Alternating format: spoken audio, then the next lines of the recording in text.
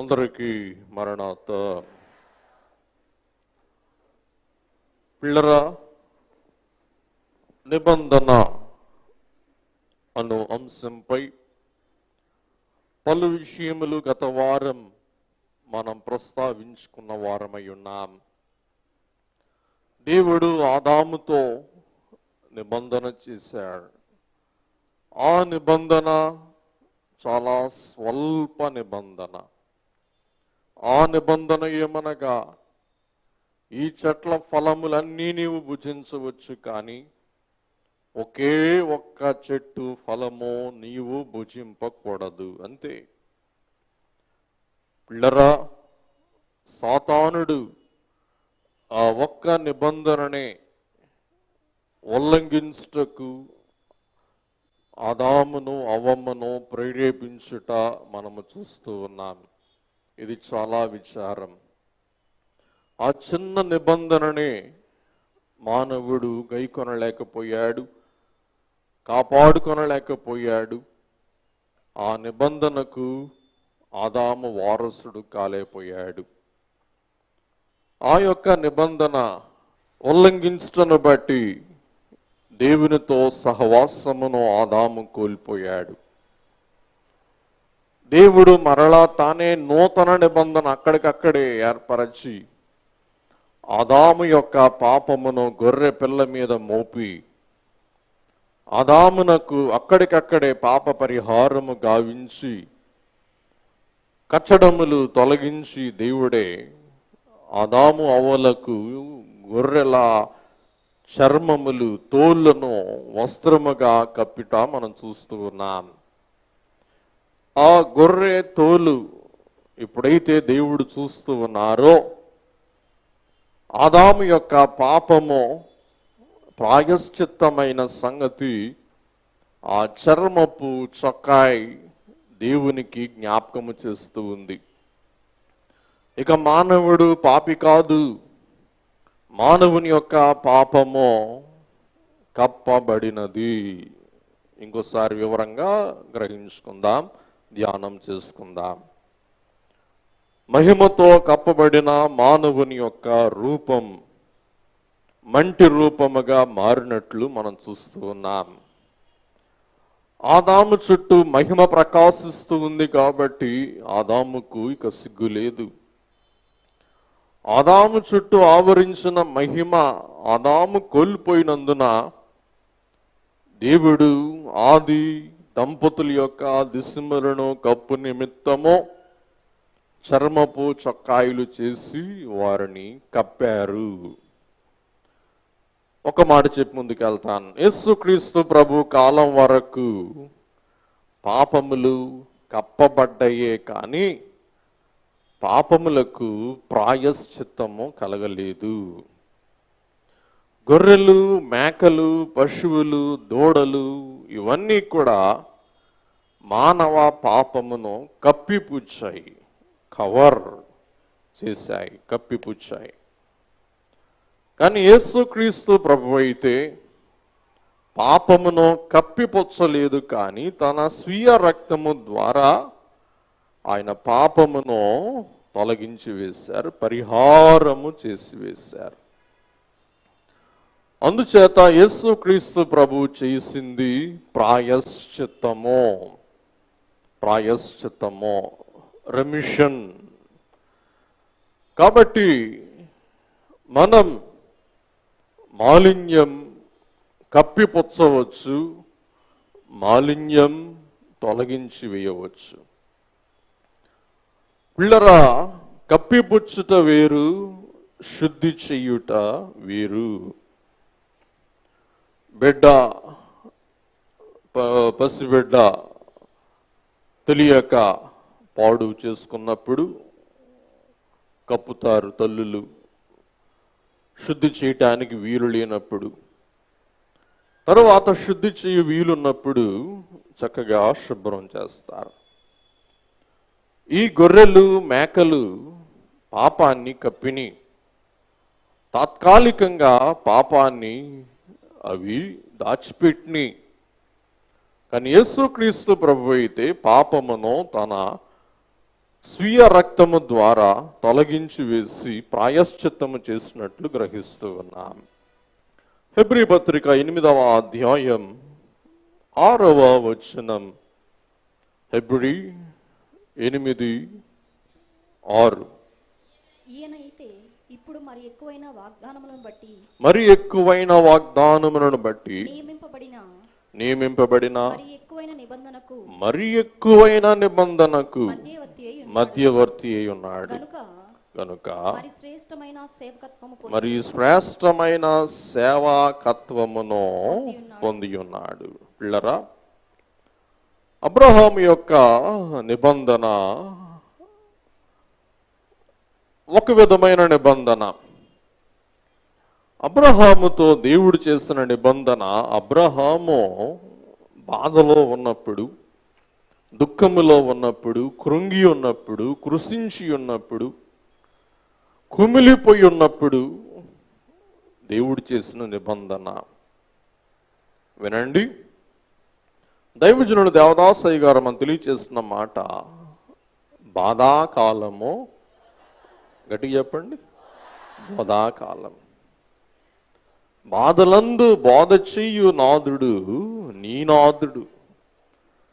ఇక్కడ అబ్రహాము గారు మిక్కుటమైన బాధలో ఉన్నారు. ఎందుకు బాధ అంటే, అన్నీ తాను కలిగి ఉన్నాడు కానీ తనకు వారసుడు లేడు. ఈ బాధే అబ్రహామును బాధిస్తూ ఉంది, వేధిస్తూ ఉంది. ఈ బాధకాలములో దేవుడు బోధ చేసి,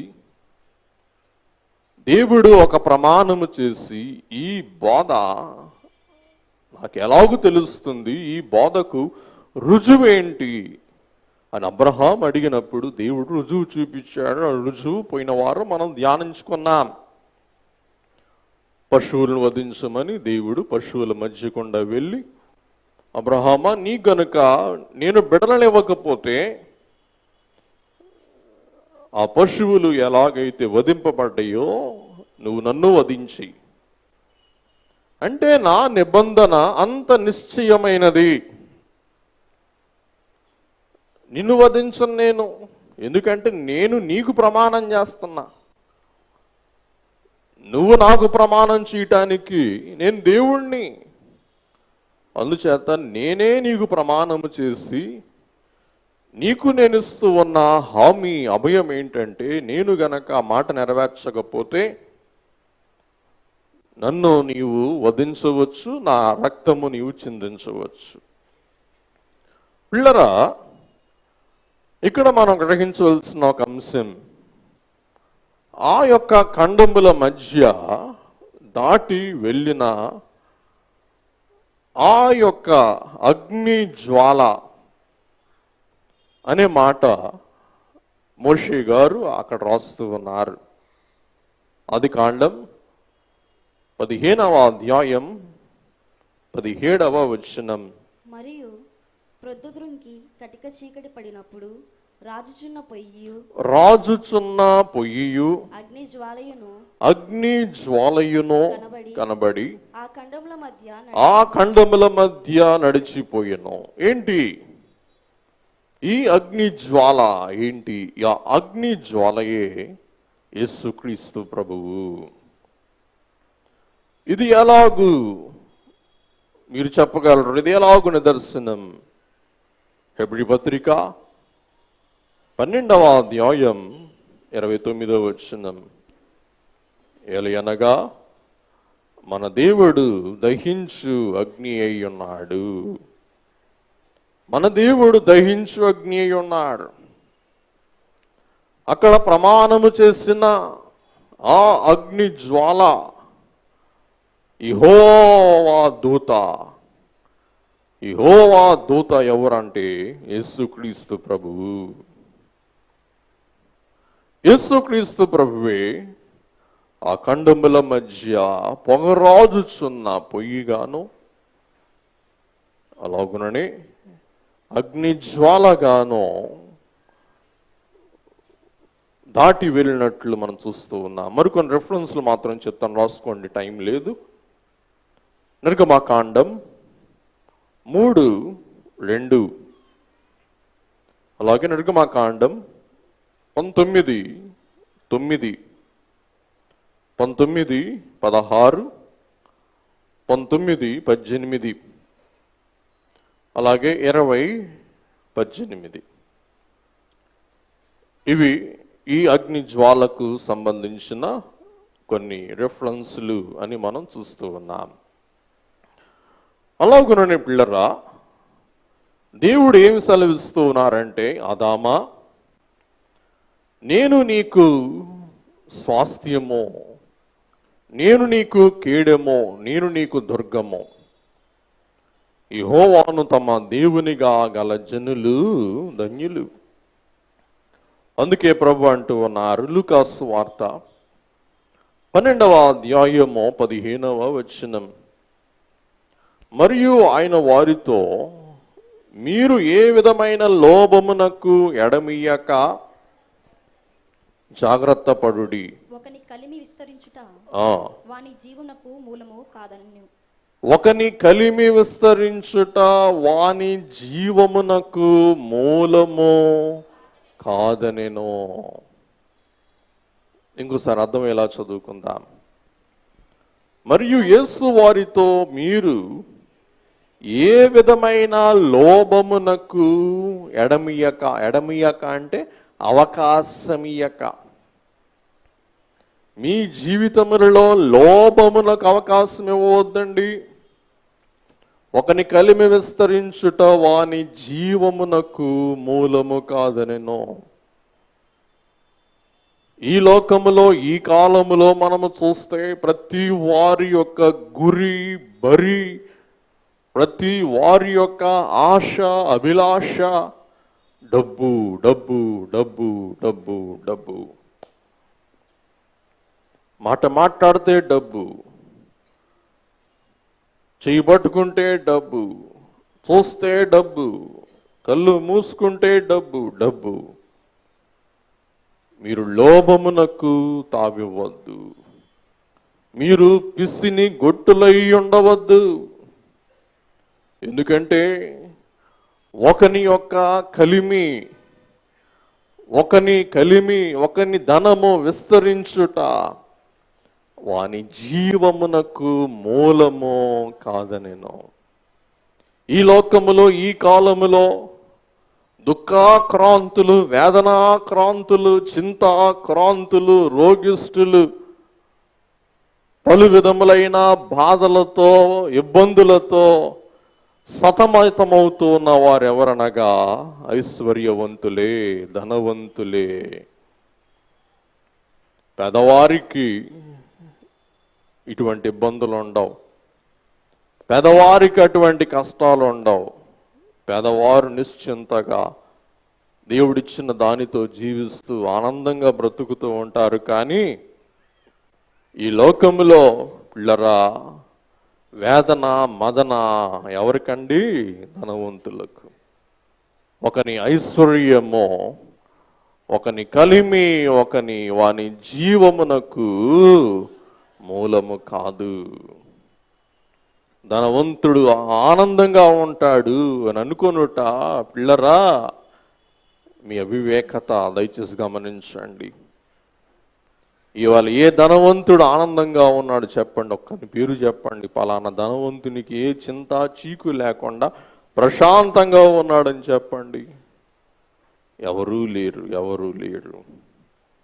కాబట్టి పిల్లరా, గత వారం మీకు చెప్పాను, నిబంధనకు ఉన్న హెబ్రీ ఆదిమ భాష పదము బెరీత్ అనగా కటింగ్. పిల్లరా, నోటి మాట ఎవరైనా చెప్తాడు. యేసుక్రీస్తు ప్రభువు అన్నారు, నీ మాట అవునంటే అవును, నీ మాట కాదంటే కాదు. ఇది కానిది అపవాది యొద్ద నుండి వచ్చున్నది. నేను అట్టాగనుకోలేదు, నేను అట్టాగా అనలేదు అనేవారు ఎవరంటండి? అపవాది సంబంధులు. వాడు ఆది కాలము నుండి అబద్ధీకుడు, అబద్ధములకు జనకుడు. చూసారా, అబద్ధం ఎక్కడ పుట్టుద్దంటే సాతాను దగ్గర పుట్టుద్ది. పిల్లరా, బెరీత్ అనగా కటింగ్. ఇక్కడ మనం గ్రహించవలసిన మాట ఏమనగా, మాట చెప్పుట సులభమే కానీ ఆ మాట నిలబెట్టుకోవటానికి మూలం నిబంధన. మాట నిలబెట్టుకోకపోతే ఏంటంట, ఏం లేదు చెప్తాను అయితే అవుద్ది పోతే పోంది కాదు. ఆ మాట సార్థకం అవ్వాలంటే ఏం కావాలా? వెంటనే మాటకు నిబంధన కావాలి. చెప్పండి, ఏం కావాలి చెప్పండి? నిబంధన కావాలి. కాబట్టి పిల్లరా, మాట ఎటువంటిదంటే ఓ తెల్ల కాగితం వంటిది. మన నోటి మాట ఎటువంటి చెప్పండి? ఒక తెల్ల కాగితం వంటిది. రాత రాసి సంతకం పెట్టి ఇచ్చాను అనుకోండి, ఈ తెల్ల కాగితం ఏమైపోద్ది? నిబంధన. నిబంధన. ఈ కాగితం మాటతో సమానం. ఈ మాట నిలబడవచ్చు, ఖాయం కావచ్చు, ఖాయం కాకపోవచ్చు, దీనికి నికరం లేదు. నిబంధన అనగా ఈ కాగితం మీద నేను పలానది చేస్తాను, పలాది నెరవేరుస్తాను, నీకు సొమ్మిస్తాను, నీకు ఆస్తి ఇస్తాను, నీ దగ్గర డబ్బు తీసుకున్నానని చెప్పి ఎప్పుడైతే సంతకం పెడతామో అదేమవుతుంది చెప్పండి? నిబంధన. కాబట్టి పిల్లరా, నోటి మాట తెల్ల కాగితముతో సమానం, కానీ నిబంధన ఆ మాటకు ఆధారము. చెప్పండి, ఆ మాటకు ఏం చెప్పండి? ఆధారం. ఆ మాటకి అది కట్టు. ఆ నిబంధన ఎలాగుండాలంటే కటింగ్తో ఉండాలి. కట్. కట్. బెర్రీతనగా కట్. పిల్లరా, తెగితే ఏం కారుద్ది? రక్తం కారుద్ది. రక్తము జీవమునకు మూలము. ఈ మాట నికరము అనుటకు నా జీవమే సాక్ష్యము. ఇంకోసారి చెప్తున్నా, నా మాట నికరము అనుటకు నా జీవమే సాక్ష్యము.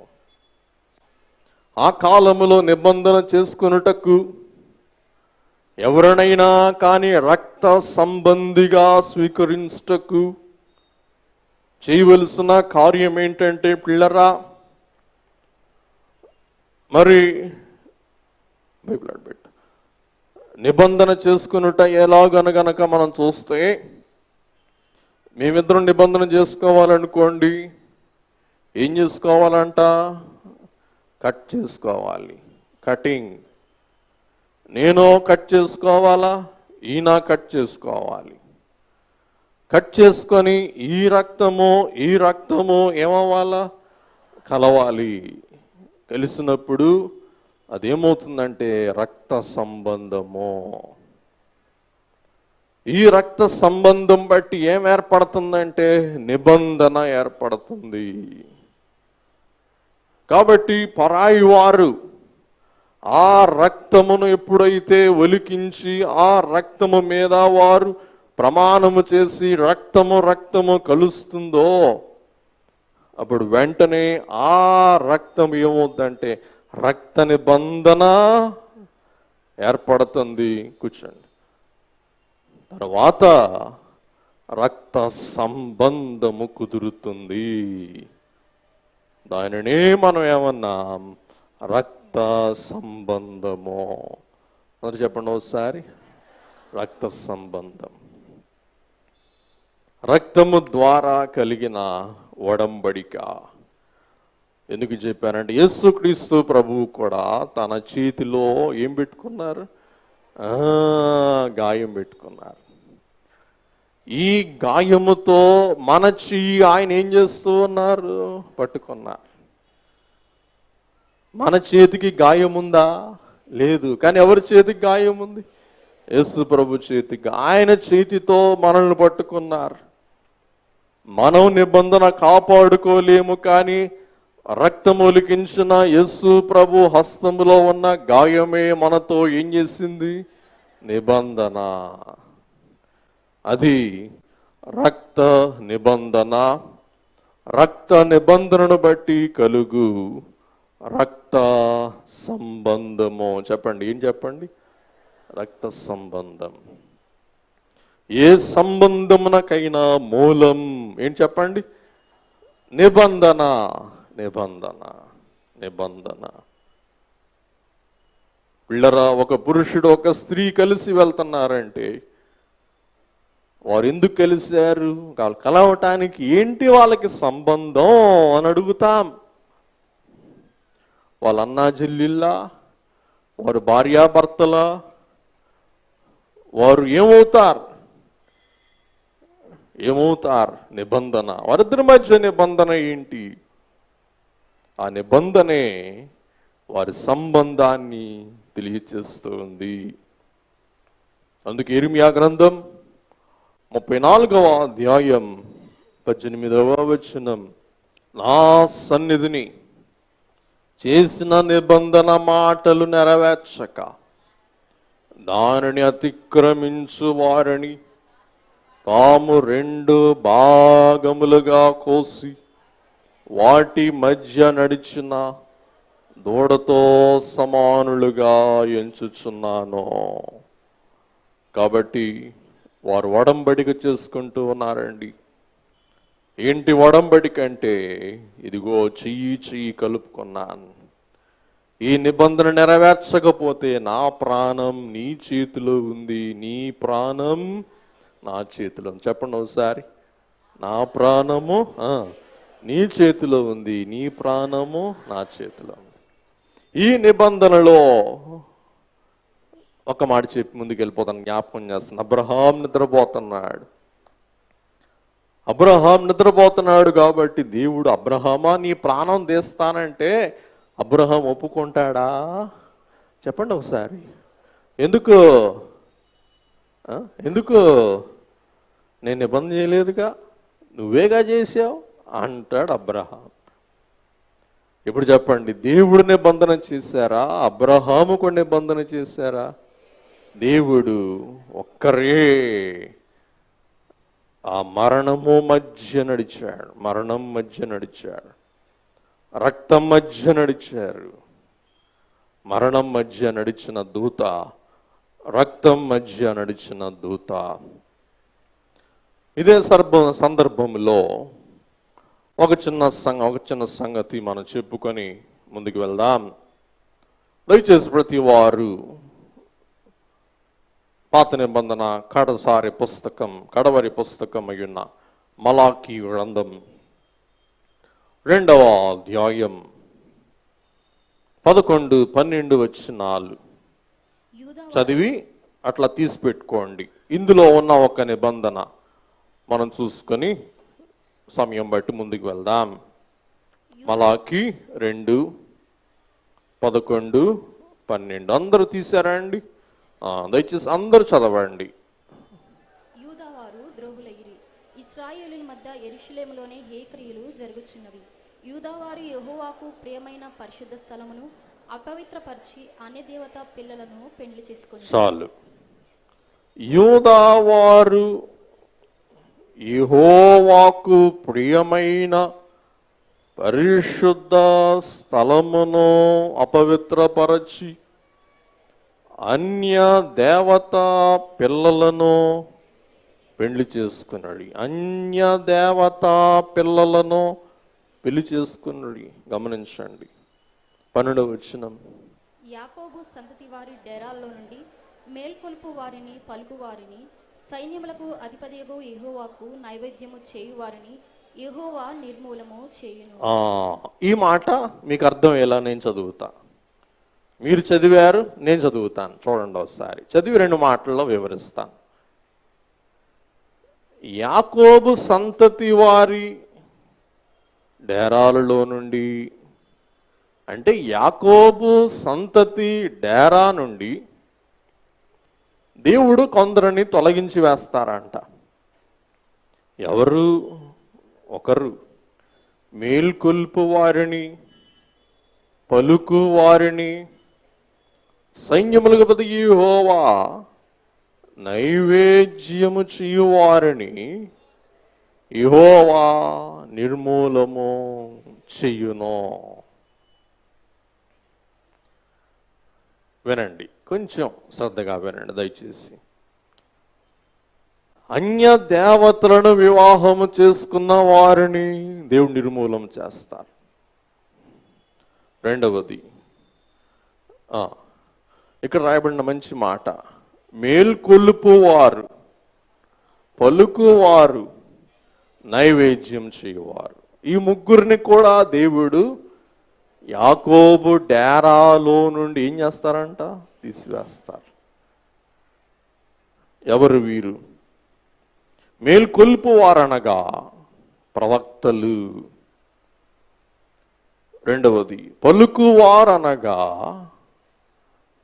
యాజకులు లేక పండితులు. నైవేద్యం అర్పించువారు అనగా మరలా యాజకులే లేక ప్రార్థన చేయువారు, దేవుని సన్నిధిలో అర్పణ అర్పించువారు. వీరిని నిర్మూలన చేస్తాను. వినండి, ఆ పాపము చేసిన వాడు పాపము చేస్తూ ఉండగా, ఓ ప్రవక్త నువ్వేం చేస్తున్నావు? నువ్వు మేల్కొల్పాలి కదా, అట్లా చెయ్యొద్దు నువ్వు చెప్పాలి కదా. నువ్వు చెప్పలేదు కాబట్టి నిన్నేం చేస్తాను నేను? మాట్లాడలే, మీరు నిర్మూలన చేస్తాను. అచ్చం భాషలో చెప్పాలంటే అన్య దేవుళ్ళు, అన్య దేవతలను మీరు కానీ మీ పిల్లలు కానీ పరిగ్రహిస్తే మీతో పాటు మాకు సస్పెన్షన్ అంట, మేము కూడా నించోవాలంట. ఏమయ్యా కాదురి, ప్రభువా చెప్పయ్యా. ఏమయ్యా నీ సంఘస్థుడు పెళ్లి చేసుకుంటే ఏం చేస్తున్నావయ్యా? నేను చెప్పానయ్యా, వాళ్ళు వినలేదయ్యా. చెప్పావా? చెప్పానయ్యా.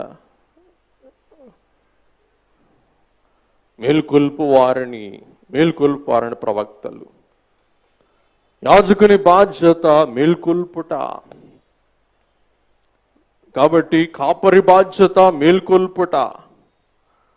మంద మేసే సమయమందు అక్కడ నక్కో తోడేలో ఉంటే కాపరి ఏం చేయాలా? మేల్కొల్పాలి.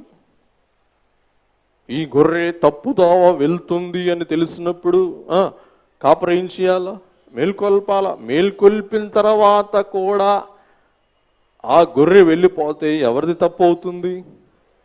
గొర్రెదే కానీ కాపరిది కాదు. మేల్కొల్పువారు.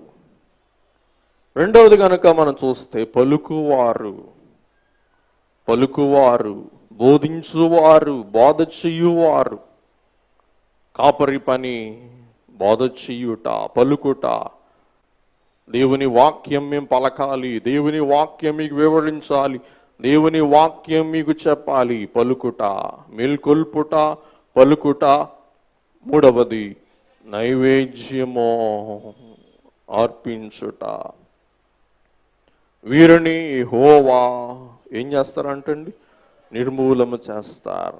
మేల్కొల్పువారు. యెషయా 54:4.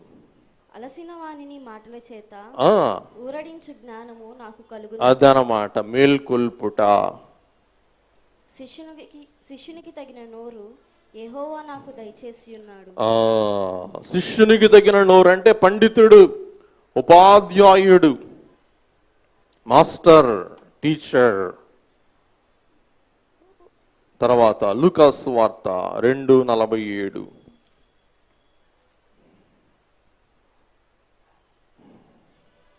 ఆయన మాటలు వినిన వారందరూ ఆయన ప్రజ్ఞకును ప్రత్యుత్తరములకును విస్మయముందిరి. చూసారా? కాబట్టి మేల్కొల్పువారు. తర్వాత మనం చూసినట్లయితే 134వ కీర్తన 1వ వచనం. యెహోవా సేవకులారా, యెహోవా మందిరంలో రాత్రి నిలుచుండు వారులారా, సేవకులారా, నిలుచుండు వారులారా, మీరందరూ యెహోవా మేల్కొల్పువారులారా, మేల్కొనుండు వారులారా, సేవ చేయువారులారా, పలుకువారులారా, ధూపం వేయువారులారా, నైవేద్యం అర్పించువారులారా. అదనమాట అండి అక్కడ సందర్భం. కాబట్టి అన్య దేవుళ్ళను అన్య దేవతలను పరిగ్రహించటం బట్టి వారు అన్య దేవుళ్ళ తట్టు దేవతల తట్టు తిరుగుట వారి బిడ్డలకు కూడా అన్యులుగా మారిపోవుట దేవునికి వేదన కలిగిస్తూ ఉంది. గమనించండి, దేవుని యందు విశ్వాసం అవశ్యం. అన్యులతో అతి ఉండవద్దు, అది నీకెంతయో అపాయం. అనేక రుజువులతో చెప్పిన కొందరు నమ్మనే నమ్మరు. ప్రార్థన చేయండి. ఒకని ఐశ్వర్యము ఒకని జీవమునకు ఆధారము కాదు, ఒకని కులం ఒకని జీవానికి ఆధారం కాదు. మన జీవం యేసయ్య, మన జీవం దేవుని సంఘం, మన జీవం దేవుని ఆత్మ. కాబట్టి పిల్లరా, శరీరాశ నేత్రాశ అది జీవపు డంబం. ఈ జీవపు డంబమే మనిషిని తప్పుదోవ పట్టిస్తుంది. ఆడేంటి ఆఫ్టర్ ఆల్, ఆడి బ్యాక్గ్రౌండ్ ఏంటి, వాడేంటి తప్పు. ప్రతి వారు దేవుని దృష్టిలో శ్రేష్ఠులు శ్రేష్ఠులు శ్రేష్ఠులు. కాబట్టి దేవుని స్వరూపములో కలుగ చేయబడిన నీ తోటి మానవుని దూషించుటకు నీకు హక్కు లేదు. వారెవరైనా కావచ్చుగాక, పనులే కావచ్చుగాక, ఎవరైనా కావచ్చుగాక. వారెవరి స్వరూపంలో చేయబడ్డారు. కాబట్టి ద్రోహి అని అంటే అగ్ని గంధకాలకు నువ్వు లోనవుతావు. కాబట్టి దేవుని వాక్యం చెప్తున్నా, నా మాటలు కాదు, అపార్థం చేసుకోవద్దండి. 13వ వచనం 2:13 మరియు రెండవసారి మీరు అలాగుననే చేయుదురు. యెహోవా బలిపీఠమును మీరు ఏడ్పుతోనూ కన్నీళ్లతోనూ రోదనముతోనూ తడుపుదురు. చూసారా? కాబట్టి ఇటువంటి వారు వచ్చి, అయ్యా నా బాధలు నా వేదనలు ఏం చెప్పమంటారయ్యా అని నా దగ్గరికి వచ్చి చెప్పుకుంటున్నారు. అన్య పెళ్ళిళ్ళు చేసుకుని వచ్చి నా కాడ మీరు ఏడుస్తే ఏం లాభం, నా మందిరంలో రోధిస్తే ఏం లాభం, నా మందిరంలో నిట్టూర్పు విడుస్తే ఏం లాభం. చదవండి. కాబట్టి ఆయన మీ నైవేద్యమును అంగీకరింపకయు తనకు అనుకూలం కాని అర్పణలను మీ చేత తీసుకొనకయు ఉన్నాడు. అది మీరు మీకు ఇష్టానుసారంగా చేసి నాకు తీసుకొచ్చి డబ్బులు ఇస్తే మీ డబ్బులు నాకు కావాలేంటి, మీ సొమ్ము నాకు కావాలేంటి, మీ షోకు నాకు కావాలేంటి అని దేవుడు అంటూ ఉన్నారు సుమా, నేను అంటలేదండి. 14వ వచనం, అది ఎందుకని మీరు అడుగుగా, యవ్వన కాలమందు నీవు పెండ్లి చేసుకొని అన్యాయంగా విసర్జించిన నీ భార్య పక్షమున యెహోవా సాక్షి ఆయను. చూసారా? యవ్వన కాలమందు నీవు పెళ్లి చేసుకుని అన్యాయముగా విసర్జించిన నీ భార్య పక్షముగా యెహోవా సాక్షి ఆయను. ఆలయములో వివాహములు చేసుకుంటే ఎవరు సాక్షి? దేవుడు సాక్షి. మీరు బయట చేసుకుంటే బయట దేవుళ్ళు, బయట ఫంక్షన్ హాల్లో ఉన్న పురోహితులు వారు సాక్షులు. అందుకే బాబులారా ఈలారా మందిరంలో పెళ్లి చేసుకోండి అని చెప్పేది అందుకే. అమ్మాయి ఉల్లంఘించిన అబ్బాయి ఉల్లంఘించిన ఇది ఇద్దరు వైపు ఉంటాయి తప్పులు, నేను కాదన్నా. ఇవాళ అమ్మాయిలు మామూలుగా లేరు. చెప్తున్న మాట, ఎవరు ఉల్లంఘించినా కానీ ఎవరు సాక్షి? దేవుడే సాక్షి, దేవుడే సాక్షి, దేవుడే తీర్పు తీరుస్తారంటండి. యెహోవా సాక్షి ఆయనది మీకు తోటిదై నీవు చేసిన నిబంధనకు పాత్రురాలు కదా. నిబంధనకు పాత్రురాలు కదా, నీ పెండ్లి భార్య కదా, నీ పెండ్లి భార్య కదా. కొంచెముగానైనను దైవాత్మ నొందిన వారిలో ఎవరునూ ఇలాగు చేయలేదు. దైవాత్మ పొందిన వారిలో కొంచెమైనా ఎవరిలాగున చేయలేదు. ఒకడు చేసినను ఏమి జరిగెను? ఆ, దేవుని చేత సంతతి నొందవలనని ఆ, అతడు యత్నము చేసిను కదా. ఆ. కాగా మిమ్మల్ని మీరే జాగ్రత్త చేసుకొని యవ్వనమున పెండ్లి చేసుకొనిన ఆ, మీ భార్యల విషయంలోను విశ్వాసఘాతకులుగా ఉండకుడి. యవన కాలమున పెండ్లి చేసుకున్న మీ భార్యల విషయంలో విశ్వాసఘాతకులుగా ఉండకుడి.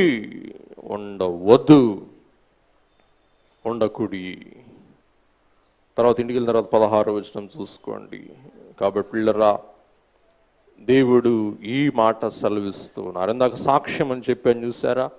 రిఫరెన్స్లు రాసుకోండి, ముందుకు వెళ్ళిపోదాం. ఆది కాండం 2:24, మత్తయి సువార్త 19:6, 1 కొరింథీ 7:10.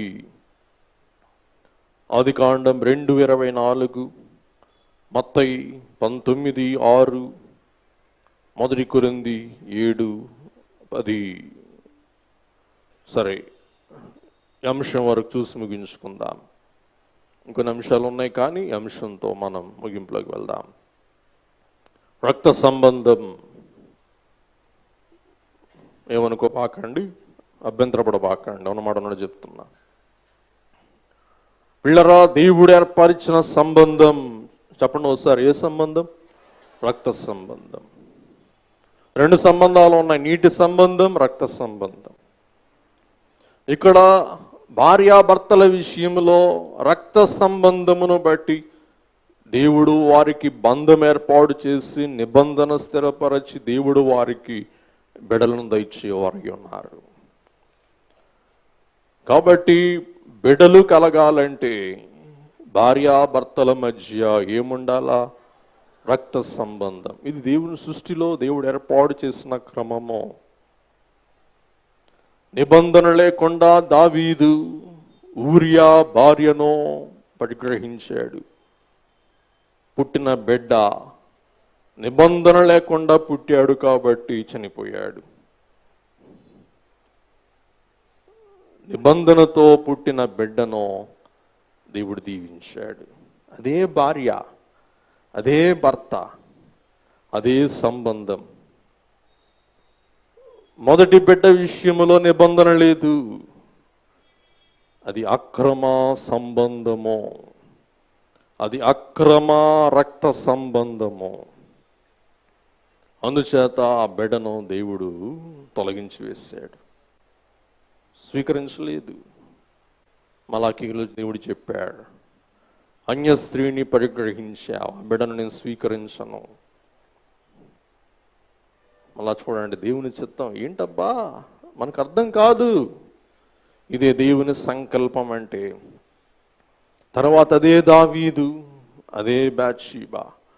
నిన్న మనం విన్నాం, పాపాలు ఒప్పుకున్నాడు, పశ్చాత్తాపడ్డాడు, ఆమెను పెళ్లి చేసుకున్నాడు, ఆమెతో నిబంధన ఏర్పాటు చేసుకున్నాడు, ఆమె ఆయనకు భార్య అయింది. అప్పుడు నిబంధనతో ఒక బిడ్డ పుట్టాడు, ఆ బిడ్డే సొలొమోన్. ఆ బిడ్డను దేవుడు దీవించారు, గొప్ప చేశారు, వృద్ధి చేశారు. నిబంధన అంటే చూసారా? ఇదండి దేవుని సంకల్పం. మనం అనుకుంటాం, ఏంటి దావీదు ఉపవాసం చేశాడు కదా, నిట్టూరు పీడిచాడు కదా, కన్నీళ్లు కార్చాడు కదా, అయినా దేవుడు ఎంత కఠినుడు. దావీదు ఉపవాసం వినలా, దావీదు ప్రార్థన వినలా. అమలారయ్యలారా, దేవునికి ప్రార్థన కాదు, దేవునికి నీ నోటి మాట కాదు, నువ్వు రాజైనా నువ్వు రాణివైనా కాదు. దేవునితో ఏముండాలి చెప్పండి? నిబంధన.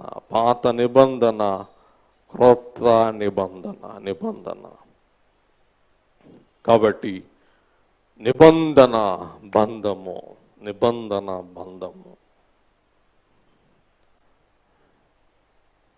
చూసారా, నిబంధన అంటే ఎంత ముఖ్యమో.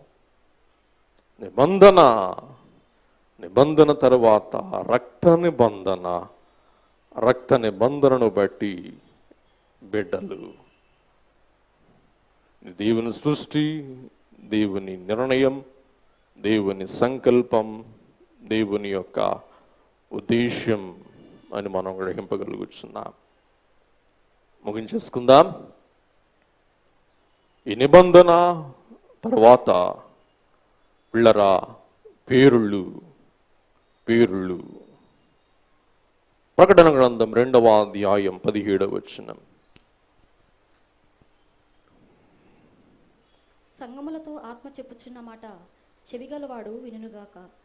జయించువానికి మరుగయున్న మన్నాను భుజింపనిత్తును, మరియు అతనికి తెల్ల రాతినిత్తును. ఆ రాతి మీద చెక్కబడిన ఒక కొత్త పేరుండును.